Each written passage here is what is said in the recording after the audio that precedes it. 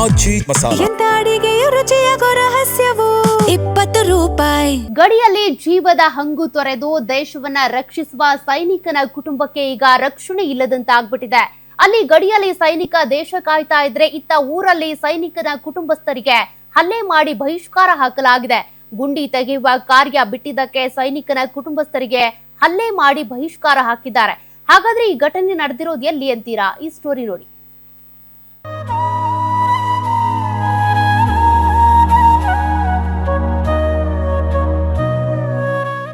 ಇಲ್ಲಿ ನೋಡಿ, ಒಂದು ಕಡೆ ಗಡಿಯಲ್ಲಿ ಸೈನಿಕ ಗಡಿ ಕಾಯುತ್ತಾ ತಮ್ಮ ಕುಟುಂಬಸ್ಥರಿಗೆ ಆದ ಹಲ್ಲೆ ಬಗ್ಗೆ ವಿವರಿಸಿದ ದೃಶ್ಯ. ಮತ್ತೊಂದು ಕಡೆ ಸೈನಿಕನ ಕುಟುಂಬಸ್ಥರು ಸವರ್ಣೀಯರ ಬೆದರಿಕೆಗೆ ಊರು ತೊರೆದು ನ್ಯಾಯಕ್ಕಾಗಿ ಅಲೆದಾಡುವ ದೃಶ್ಯ. ಯಾದಗಿರಿ ಜಿಲ್ಲೆ ಸುರಪುರ ತಾಲೂಕಿನ ಶಖಾಪುರ ಎಸ್ಎಚ್ ಗ್ರಾಮದಲ್ಲಿ ಸಮಾಜ ತಲೆ ತಗ್ಗಿಸುವ ಘಟನೆ ನಡೆದಿದೆ. ಸವರ್ಣೀಯರು ಮೃತಪಟ್ಟ ಹಿನ್ನೆಲೆ ಅಂತ್ಯಕ್ರಿಯೆ ಮಾಡಲು ಗುಂಡಿ ತೋಡಲು ದಲಿತ ಸಮುದಾಯ ಅಂದರೆ ಸೈನಿಕ ಶಿವಕುಮಾರ್ ಅವರ ಕುಟುಂಬಸ್ಥರು ನಿರಾಕರಿಸಿದ್ದಾರೆ.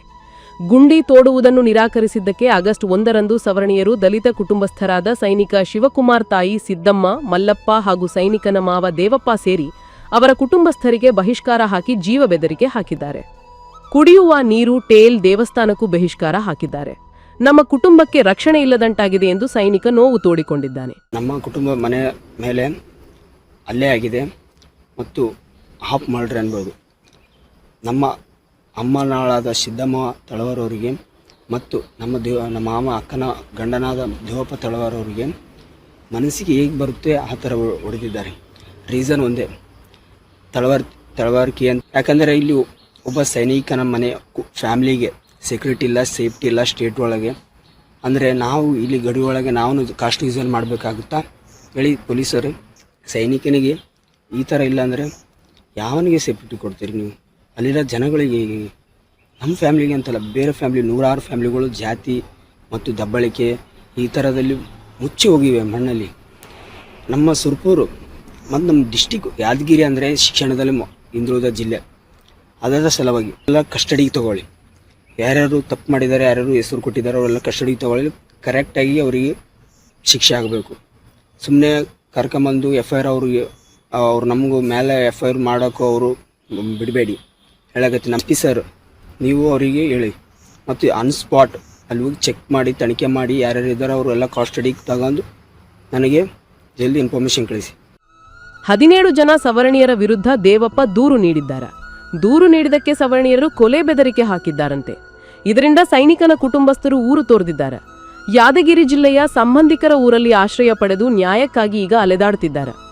ನಮ್ಮ ಮಗ ಸೈನಿಕನಾಗಿ ದೇಶ ಕಾಯುತ್ತಾನೆ, ಈಗ ನಮಗೆ ರಕ್ಷಣೆ ಇಲ್ಲದಂತಾಗಿದೆ, ನಮಗೆ ಬಹಿಷ್ಕಾರ ಹಾಕಿದ್ದಾರೆ, ಆರೋಪಿಗಳನ್ನು ಬಂಧಿಸಿ ನ್ಯಾಯ ಕೊಡಿಸಬೇಕೆನ್ನು ಸೈನಿಕನ ತಾಯಿ ಸಿದ್ದಮ್ಮ ಹಾಗೂ ಮಾವ ದೇವಪ್ಪ ಆಗ್ರಹ ಮಾಡಿದ್ದಾರೆ. ನಾವು ಗುಡಿಗೆ ಬರಬಾರ್ದು, ಹನುಮಂದೇವ್ರಿಗೆ ಗುಡಿಯಾಕ ಇದು ಊರ ಕಾಣಬಾರ್ದು, ಬೋರಿಂಗ್ ಬರಬಾರ್ದು ಅಂತ ಒಂದೇ ಆಗ್ತಾರೆ. ಅವ್ರು ಏನಿಲ್ಲ, ಒಟ್ಟ ಕುಣಿ ತೋಡಿಸ್ಬೇಕು, ಒಟ್ಟ ಕುಣಿ ತೋಡಕ್ ಹಚ್ಚಬೇಕು. 2 ಮನಿಗೆ ಅನ್ಸೋದಾಗಲ್ಲ, ನಾವೇ ಜನ ಇವಿ ಅಂತಾರ. ಗಡಿ ಕಾಯತ್ತಿಗೆ ತಂದೆ ಕಾಯಿಗೆ ಕಾಯ್ಬೇಕ್ರಿ, ಅದು ಊರಾಗ ನಿಂದಿರ್ತಾರಂತ್ರಿ. ಯಾರು ನಿನ್ನೆ ಹನುಮಂತ ಸರ್ ಬಂದ ಮ್ಯಾಕೆ ಅವಾಗ ನಮ್ಮ ಮನೇಲಿ ಬಂದ್ ನಿಂತವಂತ್ರಿ. ನಮ್ಮ ಮುತ್ತಿನ ಕಾಲದಾಗಿಂದ ಮಾಡ್ತಾ ಇದ್ದೀರಿ ಅದು ತಳವಾರಿಕೆ ಅಂತ ಹೇಳಿ ಊರಿಂದ ಹೊಸಬ್ರಿ ಎಲ್ಲ ಮಾಡ್ತಾ ಇದ್ದೀರಿ. ಕುಣಿ ಆಗಿಬೇಕು. ಕುಣಿ ಆಗಿದ ಆಮೇಲೆ ಬರ್ಲಿಲ್ಲ ಅಂದ್ರೆ ಬಹಳ ಹೈರಾಣ ಆಗ್ತದ ಅಂತ ಇದ್ ಮಾಡ್ತಾ ಇದಾರೆ ಸರ್. ನಮ್ಮ ಮುತ್ತಿನ ಕಾಲದಾಗಿಂದ ಮಾಡ್ತಾ ಇದ್ರ, ಅವರು ಮಾಡ್ಕಂತಾನೆ ಬಂದ್ರು. ನಾವು ಮಾಡ್ತಾನೆ ಇದ್ದೀವಿ, ನಮ್ಮ ಮಾವರು ನಾವು ಎಲ್ಲಾರು. ಆಮೇಲೆ ಮಾಡ್ತಾ ಇದ್ದಂಗೆ ನಮ್ಗ್ ಕರ್ದಗೇಸಿ ಎಲ್ಲಿ ಬೇಕಲ್ಲಿ ಕುಂತಲ್ಲಿ ಕರಿಯೋದು, ಬಾರ್ಲೆ ಇಲ್ಲಿ ಬರ್ಲಕ್ಕಂದ್ರ ಊರಾಗ ಇರಂಗಿಲ್ಲ, ನೀರಿಗೆ ಬರಂಗಿಲ್ಲ, ಒಟ್ಟ ಊರಾಗ ಬರಂಗಿಲ್ಲ. ನಾವು ನಮಗ ಕರ್ದಗೇಸಿ ಹೊಡೆದ್ರಿ ಸರ್, ಒಂದ್ಸಲ ಹೊಡೆದ್ರಿ. ಗ್ರಾಮಕ್ಕೆ ಸಮಾಜ ಕಲ್ಯಾಣ ಇಲಾಖೆ, ತಹಶೀಲ್ದಾರ್ ಹಾಗೂ ಪೊಲೀಸರು ಭೇಟಿ ನೀಡಿ ಶಾಂತ ಸಭೆ ಮಾಡಲಾಗಿದೆ. ಗ್ರಾಮದಲ್ಲಿ ಪೊಲೀಸ್ ಭದ್ರತೆ ಕಲ್ಪಿಸಲಾಗಿದೆ. ಸೈನಿಕನ ಕುಟುಂಬಸ್ಥರಿಗೆ ಸರಕಾರ ನ್ಯಾಯ ಕಲ್ಪಿಸಿ ಬಹಿಷ್ಕಾರದಿಂದ ಮುಕ್ತ ಮಾಡಿ ನೆಮ್ಮದಿಯಾಗಿ ಬದುಕುವಂತೆ ಮಾಡಬೇಕಿದೆ.